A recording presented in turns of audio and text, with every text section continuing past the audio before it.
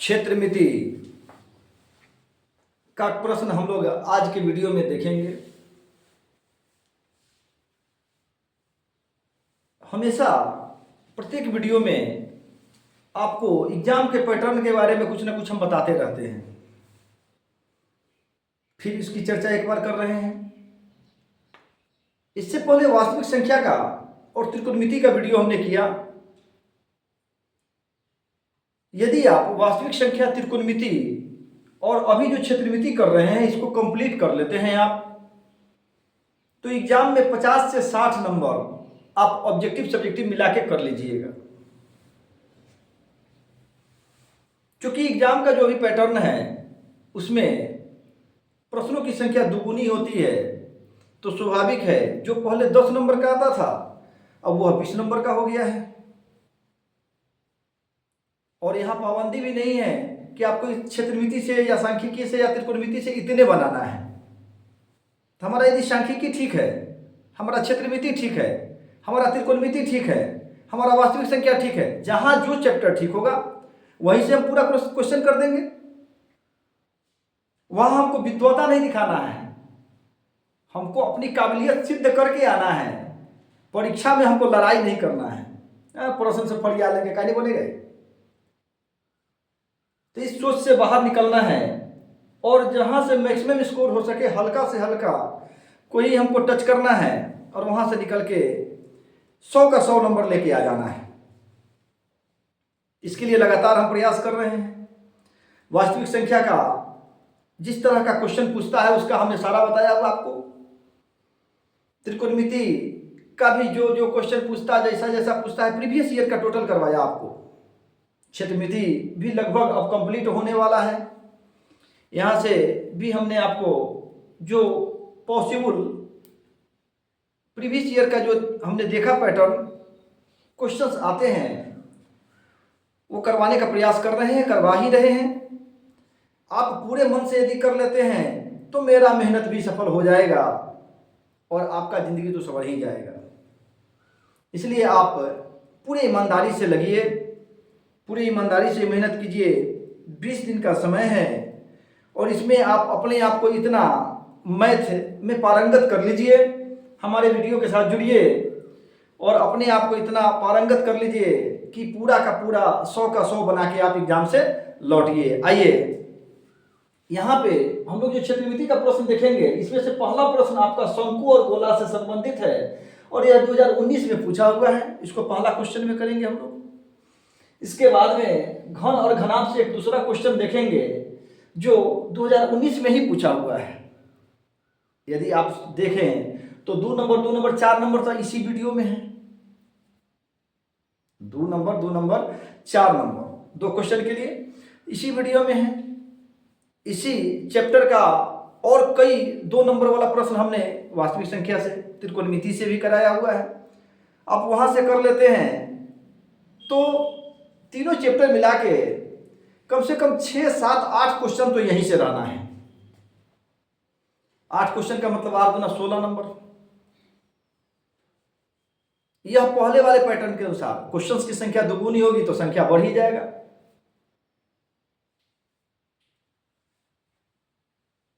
6-7 question भी आप यहां से कर लेते हैं 3 चैप्टर से तो कितना हो जाएगा आपका? 14 नंबर हो जाएगा। फिर इसका ऑब्जेक्टिव है, और फिर इसका दीर्घ उत्तरीय है। यानी टोटल कर लेंगे तो आराम से 40, 50, 60 का आंकड़ा हमारा यहां से बन जाएगा। हमने एक मिनिमम आंकड़ा बताया आपको कि 4, 5, 6 क्वेश्चन, उससे ज्यादा रहेगा, तय है, उससे ज्यादा रहेगा। कम से कम 4 से 5 क्वेश्चन त्रिकोणमिति से लघुत्तरीय में, 2-3 क्वेश्चन वास्तविक संख्या का, और फिर क्षेत्रमिति का 2 से 3 क्वेश्चन रहेगा। यानी 10 क्वेश्चन रहना, मान के चलिए कि 10 क्वेश्चन 11 क्वेश्चन रहेगा, लेकिन हम बहुत कम आपको 5-6 की बात किए कम से कम। तो आइए पूरे मन से लगिए और एग्जाम पैटर्न को समझिए। सफलता आपकी निश्चित होगी, आपको बहुत अच्छे अंक आएंगे। हमारी परमात्मा से यही दुआ है कि आप बहुत बढ़िया से पास कीजिए, लेकिन आप मेहनत कीजिए। आइए एक प्रश्न है, एक लंब वृत्तीय शंकु की ऊंचाई 8.4 सेंटीमीटर तथा आधार की त्रिज्या 2.1 सेंटीमीटर है। उस गोले की त्रिज्या ज्ञात करें जिसका आयतन शंकु के आयतन के बराबर है। यहाँ पे एक चीज ध्यान देना है, यहाँ पे शंकु का आयतन और गोला का आयतन दोनों आपको याद होना चाहिए। कहा कि जिसका आयतन शंकु के आयतन के बराबर है, तो किसका आयतन? गोले का आयतन किसके बराबर है? तो शंकु के आयतन के बराबर है। तो गोला का आयतन, शंकु का आयतन, दोनों को हमको याद रखेंगे, दोनों को बराबर में करेंगे, निकाल लेंगे। आइए कैसे निकालेंगे देखते हैं। हल शंकु की ऊंचाई बराबर 8.4 सेंटीमीटर तथा त्रिज्या बराबर 2.1 सेंटीमीटर। तो शंकु का आयतन बराबर 1/3 पाई आर स्क्वायर एच होता है आपका फॉर्मूला होता है आपका पाई आर स्क्वायर एच। अभी इसका हम काम नहीं करेंगे, यहीं पे छोड़ देंगे, क्योंकि यहाँ कहा कि गोले का आयतन शंकु के आयतन के बराबर है। तो अब पहले उसको लिख लेते हैं, लिखेंगे अब गोले का आयतन बराबर शंकु का आयतन या 4/3 पाई आर क्यूब बराबर 1/3 पाई आर स्क्वायर एच। ध्यान दीजिए, पाई का मान कांस्टेंट होता है, 22/7 होता है, इसलिए पाई दोनों जगह एक ही रहेगा। पाई को कटा देते हैं, 3 तो बढ़ना घटना है नहीं, तो 3 को भी कटा दीजिए आप, लेकिन आर बदलेगा। यहाँ पे आपका 2.1 सेंटीमीटर है, यहाँ पता नहीं है, इसको निकालना है। एच का मान यहाँ पे जो है वो अलग है, तो उसका मान हम वहाँ रखेंगे। तो क्या लिखेंगे? या 4r क्यूब बराबर, यहाँ पे हो जाएगा आपका त्रिज्या कितना आया? 2.1 सेंटीमीटर गुना 2.1 सेंटीमीटर गुना 8.4 सेंटीमीटर ऊंचाई। अब देखिए 4 से इसको कटा दीजिए, तो आपका ही जाएगा 4 दूना 8, 4 एकम 4, यानी 2.1 सेंटीमीटर। या r बराबर, यहाँ क्यू है, घन निकालना है, तो क्या करेंगे? 2.1 cm गुना 2.1 cm गुना 2.1 cm। देखिए 2.1 3 बार है, यहाँ 3 दिया है, यानी घन निकालना था हमको। तो क्या करेंगे? इसमें से 3 बार है तो 1 निकाल लेंगे, यानी एक बार का जो मान होगा कोई एक निकाल लीजिए इसमें से, तो हो जाएगा या r बराबर 2.1 सेंटीमीटर। अतः किसका निकालना था? गोले की त्रिज्या। अतः गोले की त्रिज्या बराबर आपका हो जाएगा 2.1 सेंटीमीटर।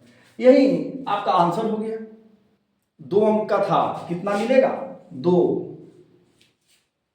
थोड़ा सा आपको मेहनत करना है, दौड़ लगाना है। आइए एक दूसरा क्वेश्चन जो हमने घन घनाभ का लिखा था उसको देखें। मेहनत कीजिए, मेहनत करने वाले के आगे संसार झुकता है, इसलिए मेहनत कीजिए। हम भी आपके लिए मेहनत कर रहे हैं, और कहा गया है कि मेहनत का फल मीठा होता है। जो करेगा वो पाएगा, जो नहीं करेगा वो नहीं पाएगा। इसलिए आइए मेहनत कीजिए और जम के मेहनत कीजिए। ये हो गया आपका। एक दूसरा क्वेश्चन आपका इसी में करना हमारा 2 नंबर। किसी ठोस घनाभ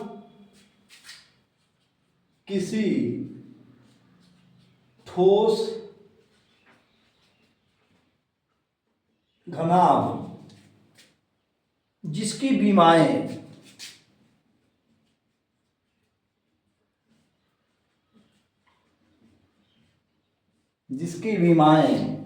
9 सेंटीमीटर गुना 11 सेंटीमीटर गुना 12 सेंटीमीटर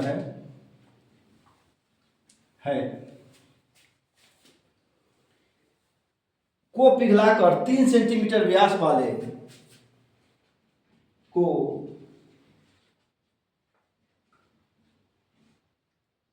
3 cm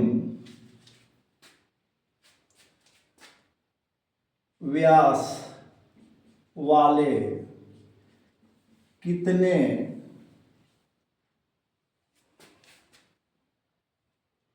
गोले बनाए जा सकते हैं? गोले बनाए जा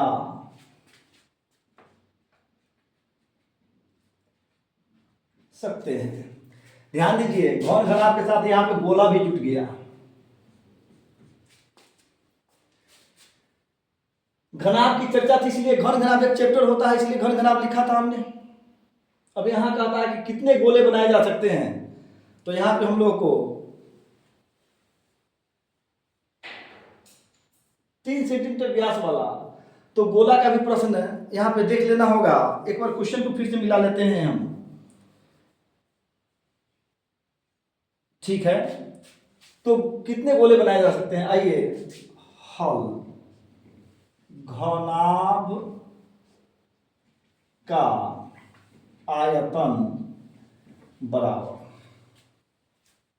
होता है आपका लंबाई गुना चौड़ाई गुना ऊंचाई बराबर कितना हो जाएगा आपका, तो इसका बीमा दिया हुआ है, तो 9 cm गुना 11 cm गुना 12 सेंटीमीटर, यह आपका घनाभ का आयतन था।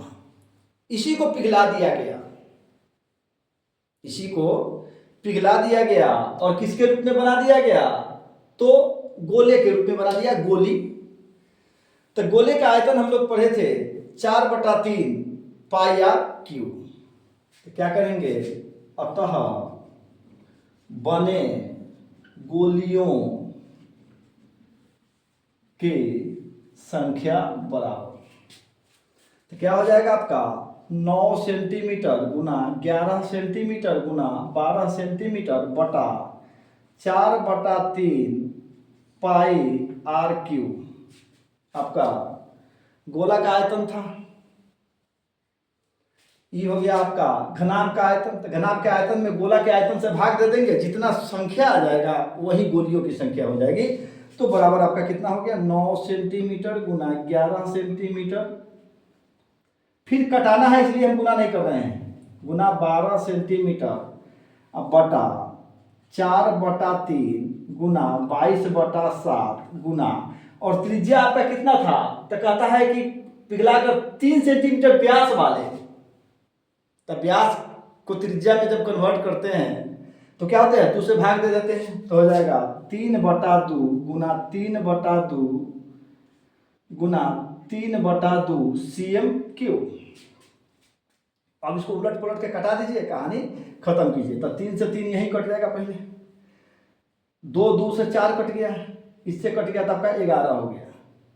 अब नीचे वाला एक क्या बच गया है, सिर्फ 7 बच गया है। आइए इधर करते हैं, तो बराबर हो जाएगा आपका 9 cm गुना, आपको हल्का करके चलना है, गुना 12 cm गुना, यहाँ बटा में 7 था तो यह उलट के ऊपर चला जाएगा, तो गुना 7 बटा, और यहाँ से आपका बच गया 11 गुना 3 गुना 3, देख लीजिए फिर से, 11 गुना 3 गुना 3 cm क्यूब। देखिए यहाँ 3 सेंटीमीटर है, इससे तीनों से यह कट गया आपका, 3 तिहाई 9 खत्म, 11 से 11 खत्म। अब 12 गुना 7 कर देंगे, तो 12 गुना 7 करेंगे तो क्या होगा, 12 सते 84, यही हो गया गोली, चाहे गोले लिखिए। अतः बने गोले या गोलियों की संख्या बराबर 84। आइए आंसर हो गया आपका। थोड़ा सा स्लो इसलिए चल रहे हैं कि पहले भी कहे थे कि स्पीड को कम करने का किसी ने कहा था, इसलिए थोड़ा आराम से बना रहे हैं। और जो कैलकुलेशन किए हैं कटाने के लिए हम यहीं पे कटा देते हैं, लेकिन चूंकि आप एग्जाम में इत्मीनान से करिए, कहीं गलती ना हो इसके लिए एक स्टेप और बढ़ाए हैं और आराम से कटाए हैं ताकि हमको समझने में दिक्कत नहीं हो। नहीं तो ज़्यादा कटाने के चक्कर में क्या हो जाता है, अंक भुला जाता है और आपका जो आंसर सही आना चाहिए वो नहीं आ पाता है। इसलिए इत्मीनान से काम कीजिए, आराम से काम कीजिए, आपका सही बनेगा।